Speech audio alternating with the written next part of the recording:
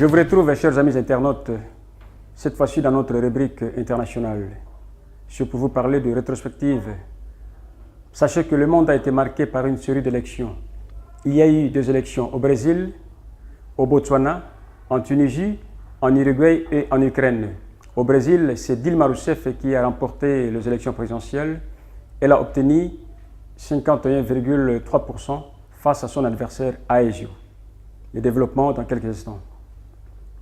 Recevez avant tout mes salutations, mesdames et messieurs. Sachez qu'au Brésil, la présidente Dilma Rousseff, candidate du PT, c'est-à-dire du Parti travailliste, était obligée de passer à un second tour pour vaincre son adversaire Aécio Neves du PSDB. À l'issue de la présidentielle qualifiée de serrée dans l'histoire récente de ces pays d'Amérique du Sud, Dilma Rousseff a appelé à l'union et au dialogue.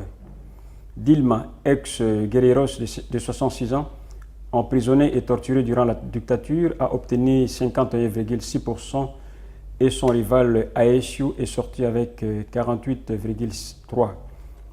Élection la plus serrée et la plus disputée dans ces pays depuis 1989, année à laquelle le Brésil a instauré l'élection présidentielle.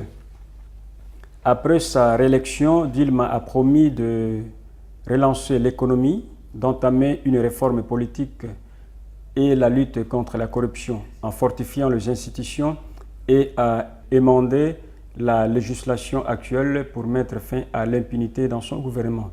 Je vous rappelle que le Brésil a connu une dictature militaire entre 1964 et 1985. Parmi les nouvelles à la une, il y a eu également la réélection du président du Botswana, M. Ian Khema, pour un deuxième mandat au cours duquel il devra lutter contre le chômage dans ces pays affectés par des fluctuations du marché de diamants, principale richesse. Le vote du vendredi a été marqué par une relative montée de l'opposition qui accuse Khema de n'avoir pas pu gérer les effets de la crise sur l'économie nationale, provoquant le chômage, particulièrement parmi les jeunes. Les Tswanais ont voté pour élire leurs députés, qui de leur côté ont réélu formellement le lundi le président. Mais dimanche matin, le président de la Cour suprême fédérale a annoncé à la presse que Khema avait été réélu et que son parti, les BDP, avait obtenu la majorité absolue de sièges du Parlement. Quant à la Tunisie, cet État du nord de l'Afrique se prépare à une alternance du pouvoir après la victoire du principal parti laïque, le Nida Tounes, aux élections législatives de dimanche, face aux islamistes des Nada qui ont déjà reconnu leur défaite 4 ans après la révolte dans ces pays du printemps arabe.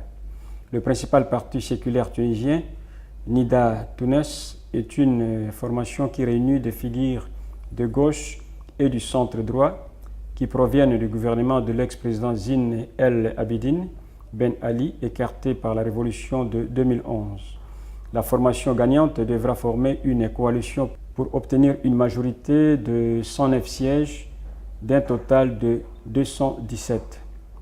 En Amérique latine, les élections de dimanche en Uruguay obligeront à un second tour. Selon la commission électorale qui a réalisé le comptage manuel de vote, Vasquez, candidat à la coalition de gauche, est sorti premier avec 45,5% des voix contre 31,7% de l'ACAL du Parti national. L'Ukraine a, elle aussi, réalisé des élections parlementaires où les électeurs ont voté en masse pour une approche irréversible du pays avec l'Europe. L'Occident a salué les résultats et la Russie dit que le pays peut maintenant s'occuper de ces réels problèmes.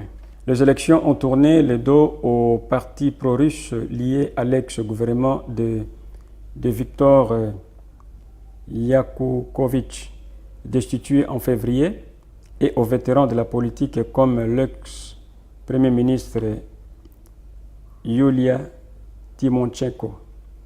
Les élections ne se sont pas réalisées à Crimée, annexées à la Russie en mars dernier, ni dans les zones contrôlées par les séparatistes dans les régions orientales de Lugansk et Donetsk. Ainsi, de 450 sièges au Parlement, 27 resteront vacants. Voilà, c'était là notre actualité hebdomadaire internationale. Merci de l'avoir suivi. La semaine prochaine, je vous retrouve. Merci beaucoup et portez-vous bien. Au revoir.